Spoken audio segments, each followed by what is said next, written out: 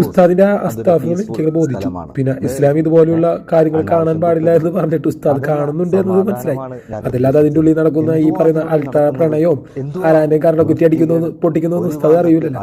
ഉസ്താദ് 24 അവർ ലൈവ് ഇരുന്ന് കണ്ടിട്ട് അത് കാണാൻ പാടില്ല എന്നും പിന്നെ അതിൽ നടക്കുന്ന ഇമാതിരിയുള്ള പരിപാടി നിർത്തണം എന്നൊക്കെ പറയുന്നത് ശരിയാണ് ഉസ്താദ്. ഒന്നേ ഉസ്താദ് ആദ്യം കാണാതിരിക്കും.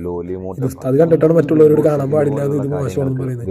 എന്താണല്ലേ ബിഗ് ബോസ് അതൊരു പീസ്ഫുൾ സ്ഥലമാണ്. അനാവശ്യം തുപ്പരുത്. അതല്ല, സമാധാനമാണ് ഞാൻ ഉദ്ദേശിച്ചത്. എന്തുവാ അതിനുള്ളിൽ നടക്കുന്നത്? എന്തുവാ വൃത്തികേട്? ഒരു ഭാഗത്ത് അൾട്രാ പ്രോ മാക്സ് റൊമാൻസ്, മറുഭാഗത്ത് വല്ലൊരുത്തൻ്റെയും കരണക്കുറ്റി അടിച്ച് പൊട്ടിക്കൽ.